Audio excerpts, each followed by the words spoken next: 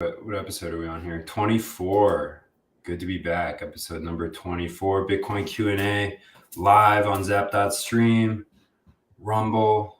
Well, we're not live on Fountain, but we're finally on Fountain. So if you listen to Fountain Podcast, give us a follow there, and stream us some sats. Seems like a great win-win. How you doing today, Q? I'm exhausted. Tired.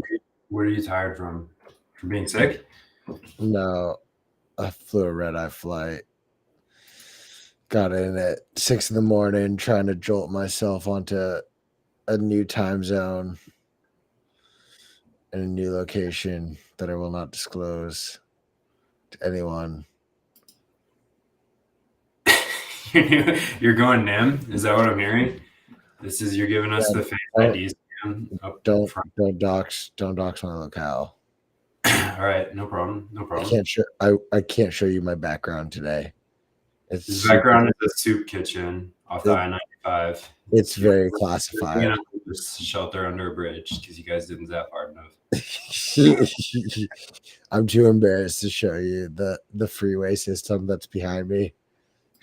You'd be like one of those entrepreneurial homeless though, or oh no, I got audio troubles. You'd be the entrepreneurial one that has like a bar. It's like selling cigarettes in exchange for like hand sanitizer to drink. Hey man, don't knock hand sanitizer until you tried it. It's a great high. I told you about this, right? Wait, let me fix my audio here for a second. So on Sundays, when I lived in Albuquerque, we used to go volunteer. How about oop, gotta switch my mic. Sorry guys, we got amateur hour here for a second. No, you sound worse. Yeah, I know. That's it helps if you turn the microphone on. All right, there we go. Yeah, we used to volunteer and go. I don't know. There's like overwhelming amount, like army of unhoused people in Albuquerque. It's the total hood. But so a few years ago, every Sunday we'd go volunteer with John Jones and all the other MMA fighters. He was like court mandated to do it, but he kind of turned it into a thing. He's like, this is my thing. Every Sunday I'm gonna go volunteer, hang out with these guys. Not because the court asked me to, even though technically yes, I'm doing this on my own. Exactly. And then but there's so many crazy things about these people. Like it was during COVID, so we would try to give them things to help with COVID, like, you know, wipes for sanitation, like hand sanitizer. And often we had to stop giving them like liquid hand sanitizer because they would pour it on their hands and they would just eat it. They would just drink it. Dude, it was disgusting. That's fucked up. Yeah. Can you imagine? We're just like, oh God, man, that is rough. That is hard time. Like I almost wanted to bring liquor and be like, please just drink this instead. Like you should not be drinking hand sanitizer. Oh no, please. Yeah, tough times, man. How does Bitcoin solve that though? The unhoused problem. You're from California. What do we do about this? It seems to be on the rise. Dead serious. Like I don't have any suggestions really. I mean, hang on, I'm about to cough right into them. Oh man. Okay. So I've got a two-state solution here. Or I guess it's more appropriately named a two-part solution. But everyone's favorite obnoxious Canadian, Malcolm Gladwell, did some research where he spent some time working with one homeless what's the word for it? Actually, my tea kettle's going off, so Big Shane, it's all you. Wow. Yeah, that's typical first world problems, Q. We're trying to solve the unhoused here, and you've got too much stuff going on, dude. All right, fine. You can hear my tea kettle go off. Turn that off. All right. I don't know. I have yet to see. I've seen like impoverished people using Bitcoin, but you do kind of need to have internet access and a phone. And I don't know to what extent it benefited their lives or they're able to hold it. Like it's harder for people to wrap their head around savings when they're living hand to mouth. So that narrative's kind of out. I don't think it's entirely useful. And when you go to places, I guess the argument that the Taro people are making, or I don't know what they rebranded their name to after that lawsuit, but their argument is we need assets on Bitcoin, we need stable coins because people in Lebanon or parts of Africa or South and Central America, they don't want access. They can't tolerate Bitcoin's volatility. So they need access to stable coins through Bitcoin. I used to kind of find this valid, but then I noticed that all these companies are not really producing anything. And that these products and services, I mean, 2 years later, after all the money they raised, don't really seem to exist.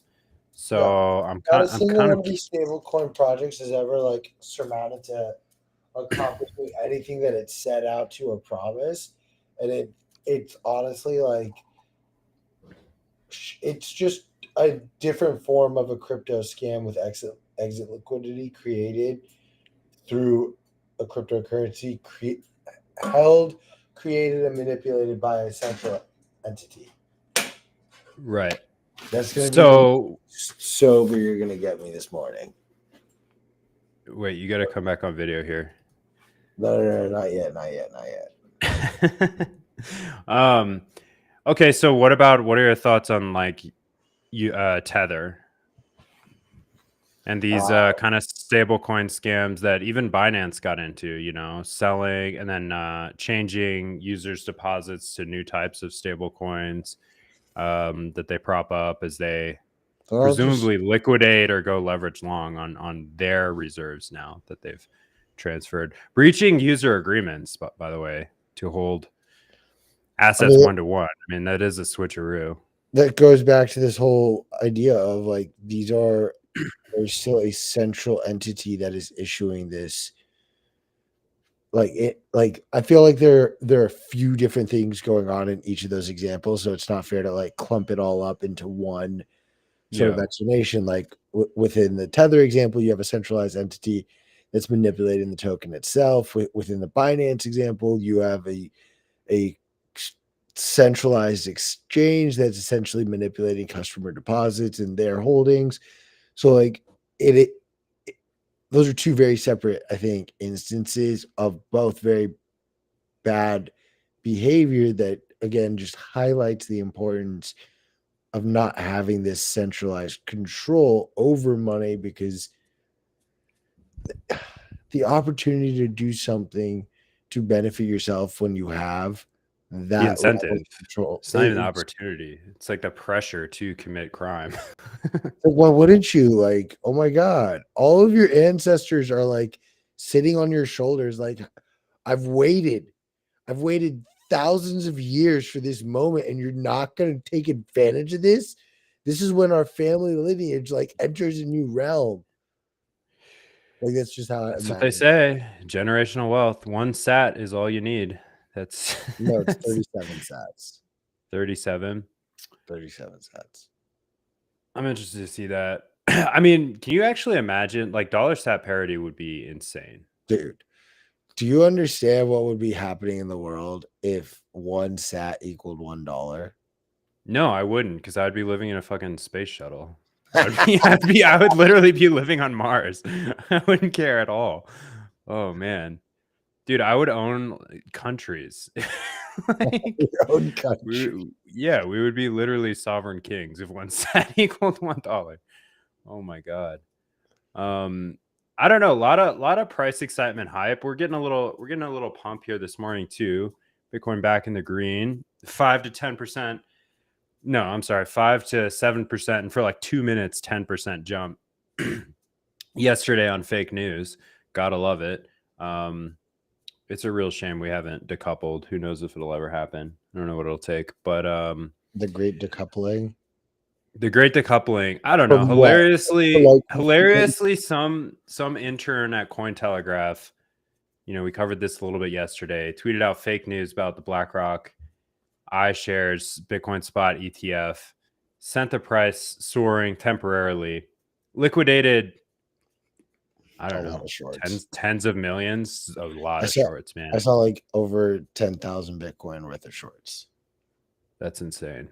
And here I am, 20x leverage long, feeling good, man. That was a good shout out to that intern. I salute you. Thank you for your service and have fun staying incarcerated. I guess he's probably have fun never getting a job again.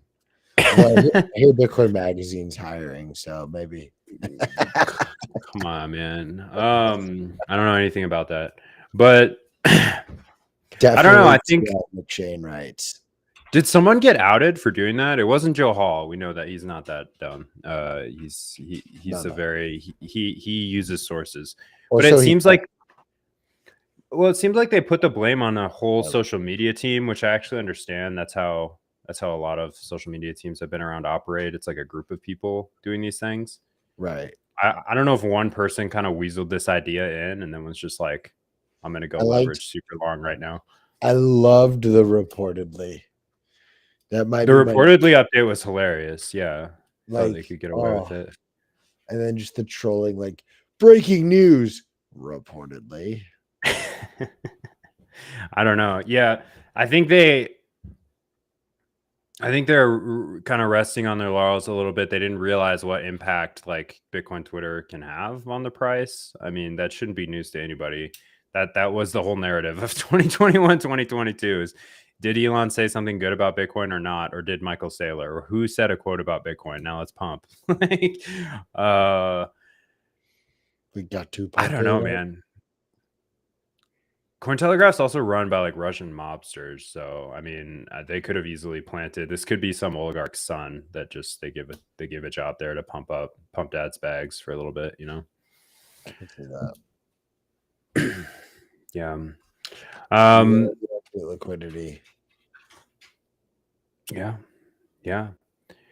I don't know. It does show very real interest. I think on the other side, people are saying, look, this just gives the SEC further reason not to approve an ETF because they can't demonstrate that they can have a safe market. I've never understood these kind of arbitrary measures that they use. What they want to say is we need to keep this market really manipulated so people don't make or lose too much money. It's really the opposite of a free market. I'd be pretty excited to see this kind of volatility if I was waiting for it to get approved, but I understand how it does make it a little bit harder. Yeah, I mean, I still very much sit in the camp of, if anything, the fact that it can be manipulated makes the SEC more comfortable with an approval because they can control the price, and then they therefore can control how many people can actually get rich off of something like this. But you want to, okay, I don't want to go too deep in this rabbit hole, but this just popped in my head when we want to talk about like how influential the media is, specifically social media, and then how easy it is to just be manipulated, like as we've seen in this example. But there was a video circulating. It's incessant. Well, this is crazy to me. But there was a video circulating, and it was a clip from an Israeli TV show where they were literally walking the audience through like how to essentially like hack the Twitter algorithm to boost posts that are super against Hamas, pro Israel, and like how to like get the other get them side banned, get them community noted. Yeah, like it's a straight up propaganda machine that they got churning out over there, and it is truly remarkable to say the least. But it always has been, to be fair, man. I mean, this is the danger of live streaming war. Like, you can't take anything on face value. I mean, there's sick, sadistic people out there circulating videos of beheaded babies that are like 20 years old, like trying to pass it off as something that happened. I'm not saying whether or not it did happen, but the fact that like it just turns everyone into sort of like this detective and someone with somehow an important opinion on this place they've never been. And it's just, I don't know. It's just an awful way to consume and get insight into what's happening around the world. In some ways, it's super important. Like, it's nice to know, okay, this UN humanitarian aid shelter has been blown up. We should probably circulate that information so anyone looking for aid does not go there. But on the other hand, like, the vast majority of things I'm seeing and reading are like wildly out of context. Okay, you're not wearing headphones. Are like wildly out of context and or false. No, what are you watching? Fucking soccer? What are you doing? I was trying to like fix a tab, and then it went on the YouTube tab, and it started playing. Oh, classic. It's okay. Yeah, I was like, what game is going on at 6 in the morning? You do like one thing that I've noticed that like I'm not over, and I think there's an element of just like poetic justice and humor that I find in all of this. Is that Ben Shapiro's career is just disintegrating before our eyes? I mean, Ben Shapiro had zero relevance. Like, this is a man who claims he's never given a woman an orgasm, and then people still think his opinion has. He claimed that? He like very openly like admit that he has never given his wife an orgasm and thinks that the female orgasm is not a real thing. So to be honest with you, what? You've never heard this? No, I didn't know this. I didn't pay attention to this little guy, man. Dude, this is why, like, literally, when someone says like any take of Ben Shapiro's, I can't take them seriously because I'm just like, I can't either. Wow, that does really discredit like him. Has openly said he can't give a woman an orgasm and believe that's not a man, bro. That's like a he's a manlet. He's like, dude, when he posted his thing, like critiquing the Barbie movie, for example, I honestly sent it around to like some group chats of friends, and I was cackling. I was like, brought to you by the man who can't give his wife an orgasm, an opinion on a woman's movie. A manlet, Tina. Isn't his wife a doctor? Yeah, I think so. She's like a really well established career she's doctor. Never. Yeah. I mean, she's the man in this relationship. Hang on, let's be real. She's had an orgasm with like the cuck with other men because he's 100% a cuck. Oh, okay. Yeah, now we're really going off the reservation. All right. But not the point I was going for with this story at all. What I'm trying to get to is that the same people who 2-3 years ago were like getting upset when they would say things like, hey, like, did COVID come from China? Oh my God, you're being racist. You can't say that. No, but like, it's a valid question. Like, can we not question? Oh no, you're racist. No, you can't do that. That's racist. Do that. The same people who were asking those questions then are the ones today now claiming you're an anti-Semite if you question anything going on in Palestine right now. It's the same fucking people. So the irony we got people. Poetic justice. So this is great. We got people in the chat that are saying your camera's a little blurry and you're a little zoomed out. If you could just zoom in a little more. They're having trouble seeing you. And they're also wanting to know if you wake and baked today. I just did not sleep last night. Is this better? Yeah. Am I more zoomed in now? That's a little too close. Yeah. Too close? This is yeah. Okay, there we go. That'll work. This is a good angle. Okay. So all right, yeah, should we pivot? Should we pivot? We can talk about Larry Fink. Larry Fink happened to be scheduled, to go on a news talk show the same day that Cointelegraph boosted the price of Bitcoin for like 2 minutes. Very interesting. I think it was a coincidence. I don't think they just pulled him on for that. I think he's got like 3-4 set appearances on every news network a year, and he just happened to hit one. Didn't really say anything profound about Bitcoin. Not gonna lie, not sure he understands anything about it. You got to zoom out. It's too much. It's just so much Persian nose in one shot. I can't take it.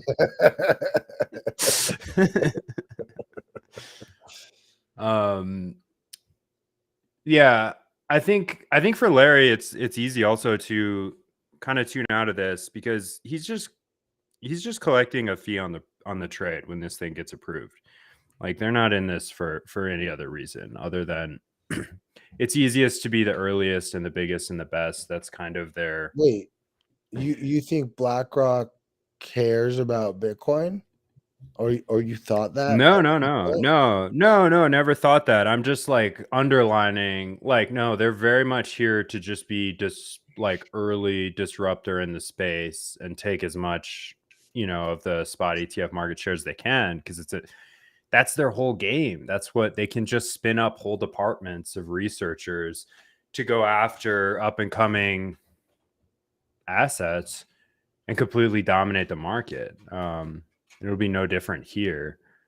I don't see how it, other than kind of price and all their financial advisors recommending a Bitcoin and spot ETF portfolio allocation, because you bet they're going to go out and evangelize the protocol in some ways, for better or worse. Doesn't really affect us day to day if you're not going to use that product. I think, as always, like the price appreciation is super fun. It can feel like a relief to people, but I maintain that if it's super a relief to you, you're probably overextended a little bit, which is kind of my big contrarian take that people are kind of mad about right now. And you're probably only focused on the price.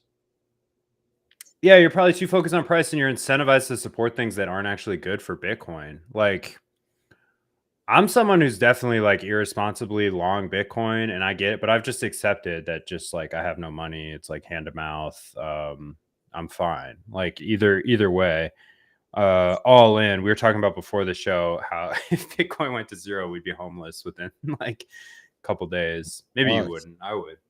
We'd be fucked. Yeah, it'd be over. I'd be less fucked than you though, but we'd be fucked. Yeah, I don't have any saleable skills. It'd be a big problem. Big problem if do no job overnight. But that's not going to happen. We're very bullish on the tech. We're very bullish on the utility. What are all the crypto, the tokenomics here of this one coin, cut above all the rest. There's not a single other asset really that interests me, or token or any of that. But I am excited that people are trying things that could allow Bitcoin to eat crypto's lunch without changing the underlying protocol. That's a good thing. That's a net positive. I'm not interested in issuing assets, tokens, smart contracts on the protocol. I don't really see a situation that I'd use any of that stuff, but I think it's a good thing ultimately if it widens the gap between these, 30,000 kind of copycat centralized bullshit tokens and Bitcoin. If it can widen that gap and actually convert a lot of that user base over to just using Bitcoin and playing and engineering on Bitcoin without changing the underlying protocol. So you got to use what we've got, and you can't keep. I don't know. More stuff's gonna get proposed, but I hope that the overwhelming case for not ossification, but non-programmable, like Nakamoto, consensus rules continues. Like I don't want this whole thing to fall apart. It seems to me it could be easy to break. And I think that's actually to me the number one attack vector on Bitcoin is the government or large agency with a vested interest running a campaign to derail like social consensus and to campaign for change in the protocol. Like we see how easily this goes back to basically psyops and whatever you want to call misinformation or completely just fake things are circulated online and grow massively popular overnight. I don't think it'd be hard to do if the government was like, nope, drive chains max, we're going to push for these to the max. We're going to collude with all the miners, get these changes made. And then we're going to, introduce a bug into the protocol or something. That's the scary thing for me. I think we're a little beyond that. I think the time has passed for that sort of attack. And it's also unclear what the incentives are, because most people at this point are going to benefit from using Bitcoin as is and holding it. than trying to change it and take on a short or something or capture value that way. Not sure your thoughts on this, Q. What do you think the biggest existential risk to the protocol is?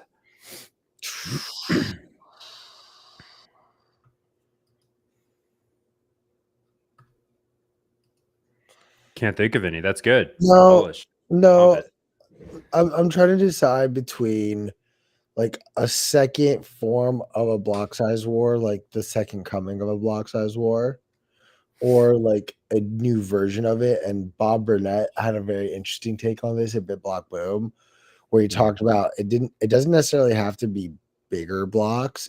Like the next version of this could look like faster blocks, and the push to like try to get the block reward time or the time between blocks to decrease so that we could get more block rewards per day, and then theoretically you can push through more transactions as a result because block space will be limited.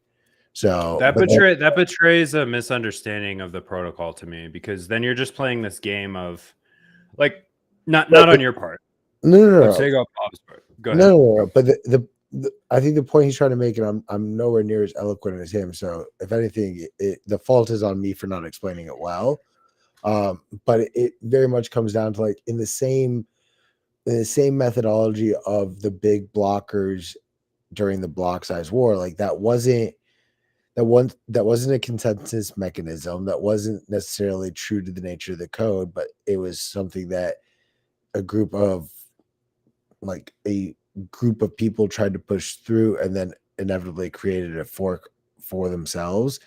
And his concern is that there will inevitably be a similar like nefarious actor taking this action, like knowing full well that this is not part of the code, but attempting to try and like push for this type of a change to be made.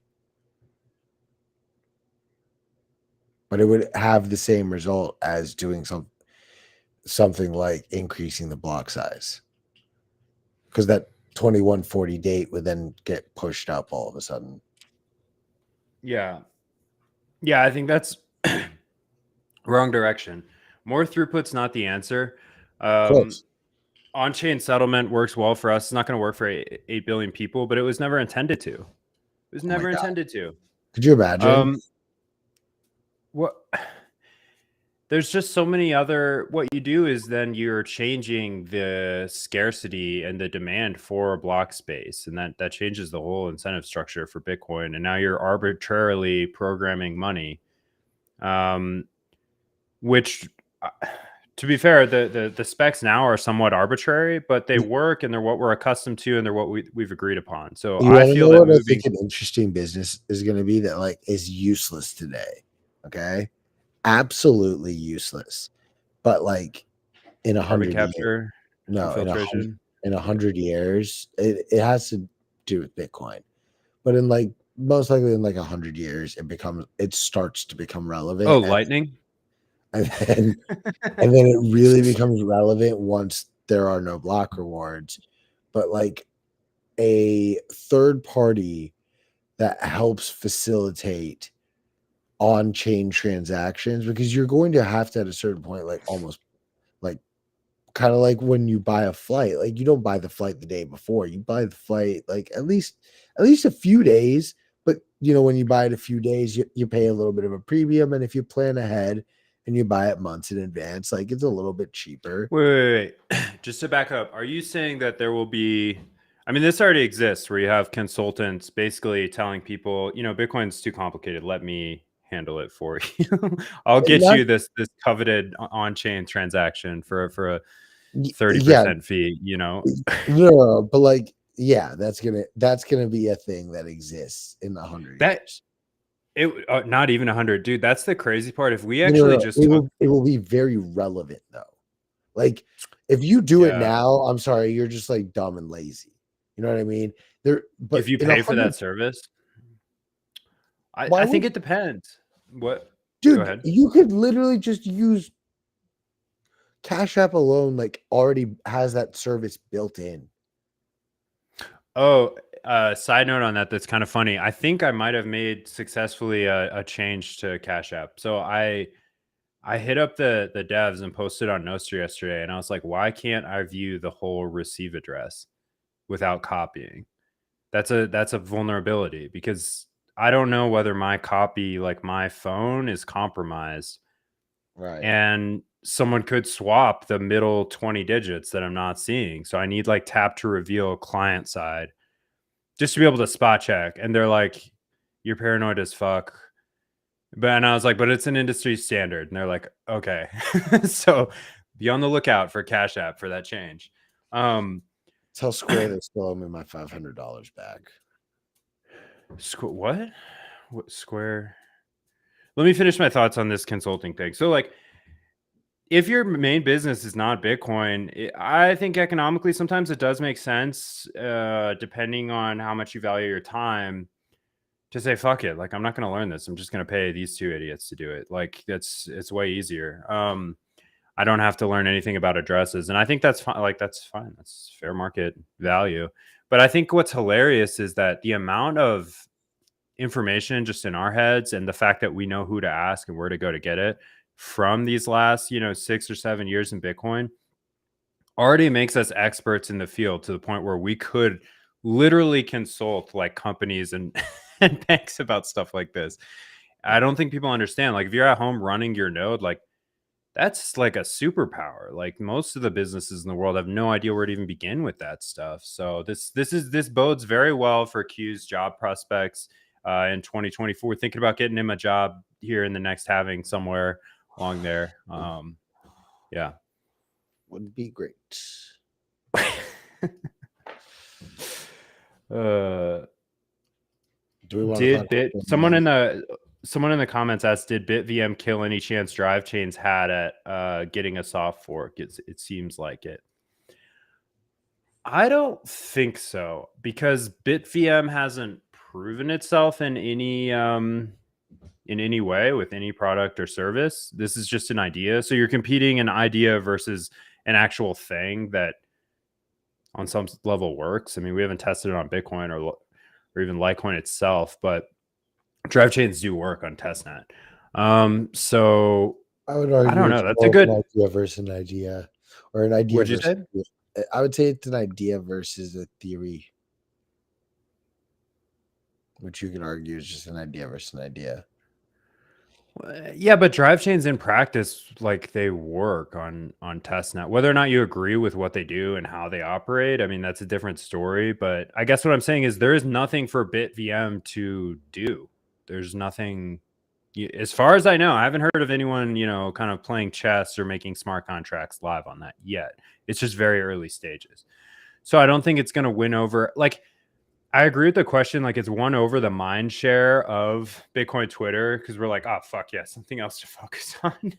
Besides, love Paul to death, but besides Paul just yelling at us that we need to adopt Drive Chains. But I don't think that kills any chance of it getting a soft fork, because the question still stands: what are the methods by which soft forks are activated? Like, we don't have a standard method. We have had one in the past, but then you get something like Taproot. There's different ways to go about these things. I still think we should bring on somewhat of an expert and a historian to talk about this, because I think this is going to be one of the biggest controversies. This will be our equivalent to a block size war going forward. Is how are these things proposed, and how are they activated, and who gets a say? Yeah, do we want to hit our next kind of story of the day here? Sure. Our biggest story of the day. Binance US has suspended USD withdrawals, which is kind of hilarious and interesting. I hope you've been listening. I hope you've been pulling your Bitcoin off exchange and putting it in cold storage. You can still do that on Binance US. They halted US deposits back in June or July, I believe. And they claim, of course, this is a result of the SEC's hostile and sort of inability to give regulatory clarity. So now they've been basically, that makes the banks and their custodians uncomfortable. And I don't know. I guess they lead the dance here and are saying, hey, we can't do business with you for USD. So going forward, if you use Binance US, you're going to have to withdraw in a stable coin, I would imagine, or a cryptocurrency. I've never touched that service. Binance is way too sketchy for me. I don't trust CZ or whoever the US Binance CEO is at all. So I wouldn't recommend getting Bitcoin anywhere that also sells tokens, and especially not somewhere that has its own token. Super freaky proposition, terrible incentives, and just a horrible practice. So if you're using Binance US, I mean, you need a couple other exchanges or peers that can sell you Bitcoin, because that is just a horrible option. Have you ever used Binance US? What were you doing on it? Buying BNB? Mm-hmm. Really? Dude, I'm a BNB millionaire. Have I never told you that? No. That's where I made most of my nut. On BNB? Binance token. What is Binance token versus the dollar? What's the price? Right now? Yeah.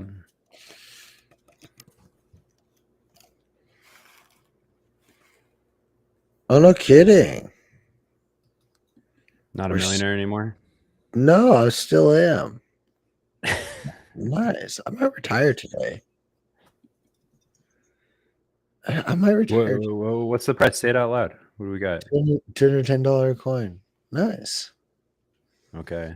Not bad. Yeah, I wouldn't. Yeah, that's trash. I wouldn't. I don't know. I don't know if you want to out yourself as a shitcoiner on this stream, man. We got people on the Zap stream that are gonna come for you.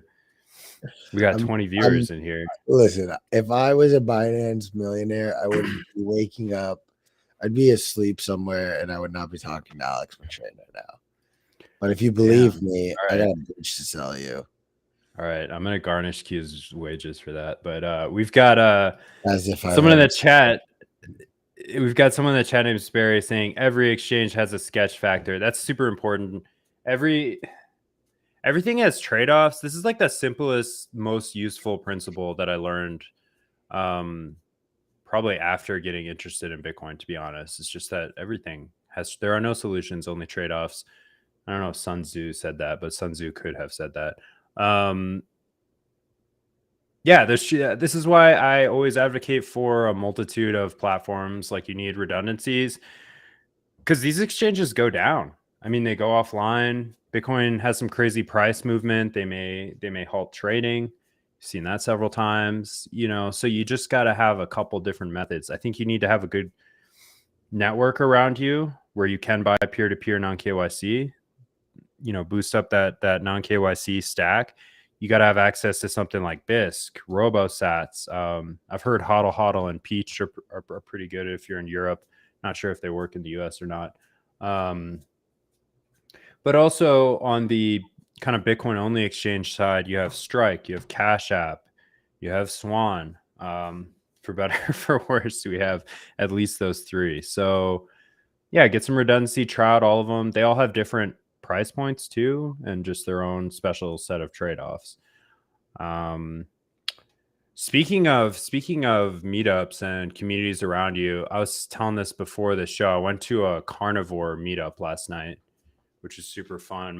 My butcher and local ranchers invited me to it, and it was surprisingly fun, man. $10, all you can eat, like this crazy chimichurri shrimp and really nice Wagyu beef they had there, cut up in thin slices. And it was a blast. There wasn't much to do with Bitcoin, but I thought it was cool that there are like really base subcultures forming around the US. Because I mean, these people were like, they were knocking seed oils, they were knocking everything in the grocery store that's like processed or has ingredients, anything but raw milk. I mean, super based diet, and all just kind of committing to helping the newcomers try that for the next month and try the carnivore diet. Have you ever been on the carnivore or something like the carnivore? I guess these people eat fruit too, which I don't really see as carnivore, but they're making exceptions because it's hard for people to transition. I get on like these like whole food diets where you don't eat any processed foods and like you make everything from scratch. And those are all that's the way. Like I always feel the best when I do that. Yeah, 100%. Those are great. I think I guess that would cut out for most people a lot of grain. I think grain's the quiet killer here, and processed foods, sugary drinks, all that stuff. But it's crazy how once you get on a good, you get on a good consecutive couple days, couple weeks of a nice diet with just whole foods, or even better, like just meat, a lot of your cravings just kind of vanish.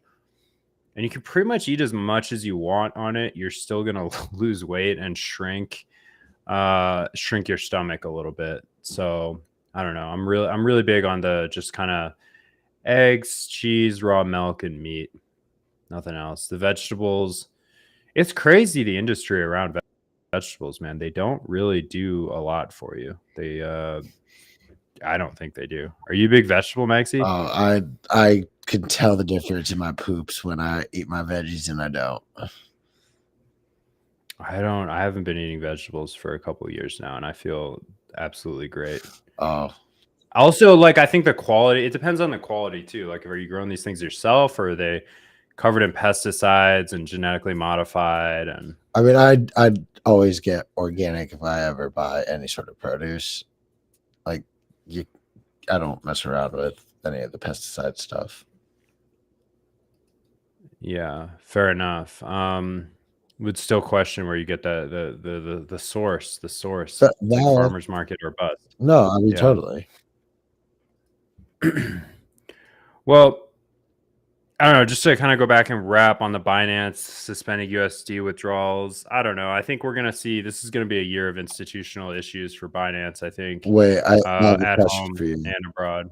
Going back to food stuff. So you had shrimp. So yeah, like, are you cool eating bugs?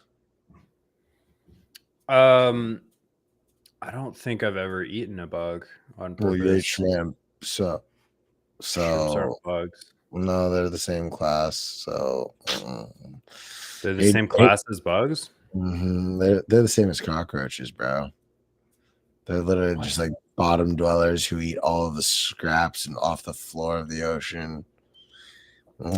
Shrimp are delicious, man. I don't mind that at all. I don't think.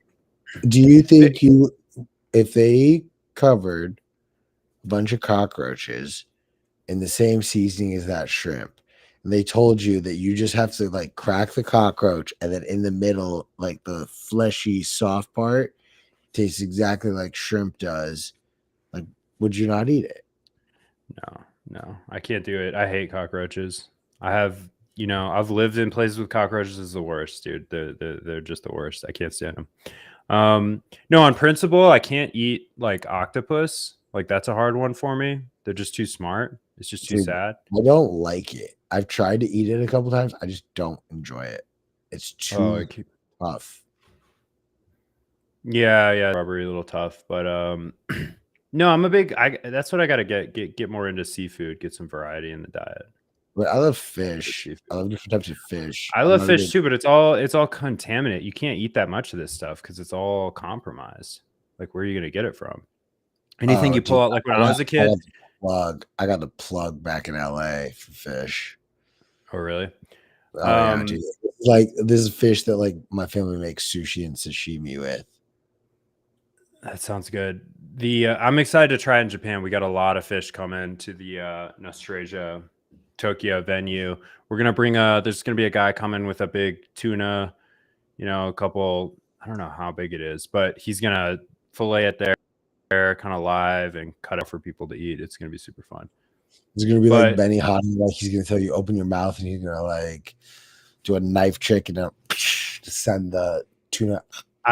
Yeah, it's supposed to be pretty entertaining. I don't know what kind of tricks he's got up his sleeve, but I'm just interested to see like the process of them processing this fish. Like, I grew up fishing and eating the fish we would catch out of rivers, probably to the detriment of my health and brain size. Definitely got autistic from some of the pesticides in that, but it's like the funnest thing. There's nothing better than growing or catching or hunting your own food. Excited to see a return to that. I don't know, man. The more it may just be the sensationalist online content coming out of the conflict areas, the two wars, but I don't feel comfortable in like the cities. Like I don't think I could go back to living in a city. It's just it seems very high risk.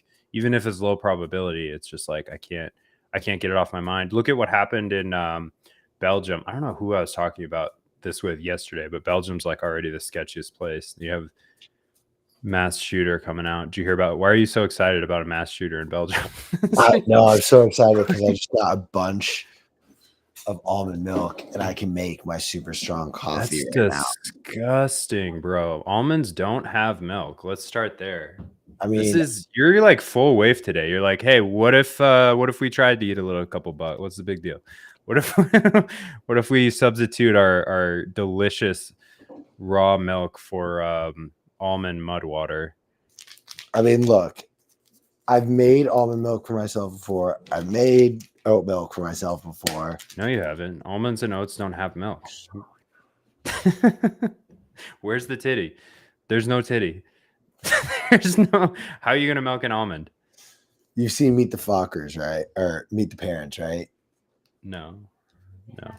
There's the famous scene where Ben Stiller is like, "Well, if it's got nipples, I can milk it." And then Robert De Niro's character goes, well, "I have nipples, Greg. Can you milk me?" I think we need to get you on a proper Bitcoiner diet. It might fix some of your stomach issues and exhaustion issues. And Zoom. It might even fix the zoom on your camera if we can get you eating actual food. It might. I shouldn't admit what we've actually been eating while we've been here. We know we've been eating like shit, but sometimes you just got to do what you got to do to survive for a little bit of time. Hey, man. That's like the mantra of, I'm not going to go there, but we got someone in the comments saying, unpopular opinion, CZ is a freedom fighter. Gotta give him props. Very unpopular opinion. Yeah, dude, you have the least popular opinion I might have ever seen on our comments. That's hilarious. I think he might think he is a freedom fighter, though, actually.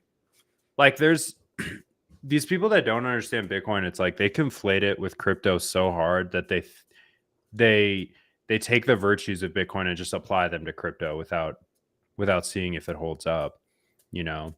But the whole thing falls apart when it's like, no, you have ruggable money. Like all those users can get disenfranchised in a minute. So it's not, it just doesn't hold. There's no reason for it. So that therefore promoting those things is doing more harm than good. I am so wired awake right now. It's fucking great. Really? Yeah, man. From almond milk? No, this like, honestly, I want to shout them out. I got this coffee at Pack Bitcoin called Immortal Nitro Super Coffee. And I don't drink coffee, as you know. Excellent. I'm wide awake now. Yeah, coffee does that to you. I'm thinking about switching to this kind of mushroom scam that people have. Like forget coffee, try I think it's called mud water. There's a couple different versions of them. Yep. I mean, look, you sound a lot closer to eating the bugs of the left than I am, man. Why is that? What do you mean? No way. Go keep doing your psyops, bro. Enjoy your psyops. All right. We should get to some questions here. Where's the coffee, the caffeine in the mushroom, bro? Show me the titty of the mushroom. Oh, well, I'm just saying I want to try it. I've never had I don't know, there's not caffeine in it, but it's supposed to be pretty energizing. I know different mushrooms themselves can be kind of energizing in different ways, so worth a shot. Caffeine's like the ultimate shitcoin though. There's just no way consuming massive amounts of that is good for you. All right, flipping over. What do we got for questions here? We did a couple already. What good is Bitcoin in war? Well, you can leave your jurisdiction with your net worth on you. That's a pretty cool feature. As long as you can, I mean, you can take it all offline, put it in a hardware wallet or a cold storage device, or keep it in your brain, a piece of paper, and you can just walk across the border. That's a pretty amazing thing, you know. Flight to safety. You can spend on the move too. You can use it as a bearer instrument. But ultimately, I think like if you're in a war zone, there's a lot of other things that become higher priority because like there's no open shops like taking cash for anything somewhere like Gaza today. So, you know, your money's going to be kind of useless. You're going to need something more like water and food. So there's other things to be considered. I think once you have, you know, a great Bitcoin stack that you're comfortable with, you know, you feel good about your financial situation. It's like, where do you want to live? Because the world is kind of your oyster, especially if you believe the price is going to appreciate in a way that a lot of people believe it will. You're going to want to think about where you want to be. I would take Max and Stacy as kind of a hilarious example from this. Like, no one really knows where they got their money from. They don't have a lot of options of places to live. They don't want to pay massive amounts of taxes on their Bitcoin. So they just kind of checked out to El Salvador. Wouldn't be my most ideal citadel, to be honest. But you ever think about that, Q? Other nations that you would kind of flee to or place? I'm already prepared. We're already set up. I will. You seem like a Puerto Rico guy. Oh no, you will never know, man. I'll never know. You'll never know. I will say this: there will come a day where none of you hear from me again, and all you'll need to know is I've made it safely to my home. Iran? No. Dubai? You seem like a Dubai guy too. No. Yeah. I think same. I had a chance to go. It's too expensive for me. I'm too cheap. Too expensive and oppressive. You'd be in jail in days. Yeah, I can't survive. I did not sneak weed into Dubai, but I did sneak weed into a different Muslim country. I was very proud of that. Snuck a lot of weed in there, actually. I'm not a big drug smuggler, but someone gave me acid in Amsterdam. Oh, dude, I'm still bitter that we didn't find shrooms last year. Well, they're illegal. Truffles. No. Truffles whatever. Is what they. Yeah. Whatever. Fucking narc. Yeah. McShane was definitely the kid in middle school who like raised his hand and asked the teacher or like reminded the teacher, "Hey, you didn't give us homework. Can you please give us homework?" No, that's so wrong of an assessment. That's crazy how far off that is. But no, I'm gonna stand by that. I'm gonna fully believe that 12-year-old McShane was like, "Mrs. Robinson, you forgot to assign us math homework tonight."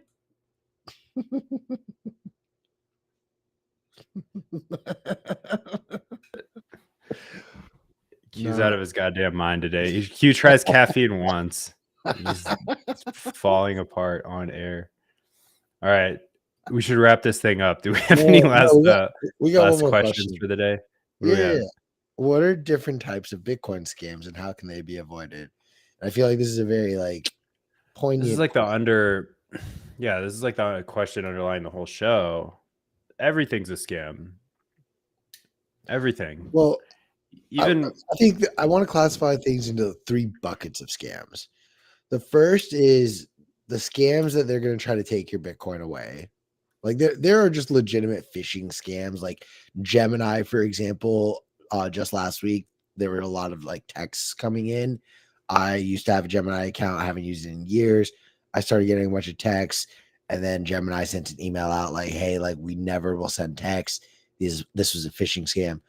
So like there are those that are going to take your Bitcoin directly, like the malicious links in your DMs, etc. Then there's just like the broader, as what you are alluding to, the everything scams. And this category fits everything from like shit coins, like All you Hexicans have bought a scam token, and you are the exit liquidity for all of his fucking Louis Vuitton purses. Because I'm afraid if I say Dick Hart 2 more times, he's gonna just appear. Dick Hart. And then at the same time, too, it's also, you know, those of you who are using FTX and you weren't holding your own Bitcoin and you were just letting your Bitcoin sit there and trusting this exchange to do it for you, you were buying into this scam. So there is this secondary scam that everything else outside of Bitcoin and Bitcoin to a degree is a scam. And then the third bucket, which is just like all of the modern financial instruments that we see used and manipulated today, they themselves are a scam as well. The interesting one that I've been thinking about is the future going forward for Bitcoiners. We're going to have outsized wealth compared to the people that we grew up with and around us. And that's happened a lot for a lot of people already. And then what you run into is like social engineering scams, like people just trying to get close to you to have access to your Bitcoin liquidity. I mean, going so far as like, I think you'll see people getting, you know, I mean, this happens too, just like basically gold diggers, women coming to steal your Bitcoin. It happens, man. Yeah, all you nerds that are single right now who think you're gonna get a girlfriend when you're rich, you are the most fucked. Yeah, you're getting cut in half like Bezos. It's coming for most. You gotta be vigilant out there. There's a reason Sailor and you know, a couple other well-known billionaires never married. Like they're not taking any risks. I mean, dude, to that point though, I mean, you know, Warren Buffett like refuses to get divorced and just still like funds his ex-wife. Like him and his wife are technically legally still married, but he like in their separation agreement just like gives her everything she wants, etc., because it's cheaper than if she actually took him and divorced him and taking half of everything. Yeah, it depends on your state, but I would never, I guess my advice would be never allow a partner to know how much Bitcoin you have, and never, for God's sakes, share access to your stash with them. I mean, look, you could then I had a, what does Dylan LeClaire like to do? Give them a watch only or a view only address. Oh yeah. That's a no-brainer. Yeah, if they don't know anything about Bitcoin, it's definitely watch only on the old blue. Not right now. She just walked in on the old blue wallet, but I don't know. The joint custody thing's got to be a real problem for people in serious relationships. It seems really scary to me. I've had friends who cannot stress enough how you need to stop this line of conversation right now. Okay. Well, I'm just saying I've had friends who've gotten divorced and court ordered had to give up half their Bitcoin stack, but they were a little, you know, they were a little sharper than the old courts, and they had like this whole decoy stack. Everything else was non-KYC and nobody knew about it, so they ended up being fine. That's a good route. You gotta save something for you gotta have your own self-interest in mind. I don't care who you are. You don't want to get bamboozled here on the next bull cycle by some Shane dropping life lessons out here. Yeah. Honestly, we should end the stream because I'm about to go. I'm pretty jaded. I mean, literally everything. Like, here's the thing: I'm about to be punished for just said. So we can end the stream now, so that this does like she just took out the ruler. So I'm over, guys. Like nobody wants to see that. We gotta get Q off air here. All right, get well soon. We'll talk to you. Yeah, we'll be back for 25 tomorrow at 10 a.m. It might just talk about what else is happening. Oh, we got some Nostr news to talk about too. We'll hit this up tomorrow and talk about that. Cool. Ow, stop. Thanks, guys. Thanks for joining us on Zap That Stream. Catch you later.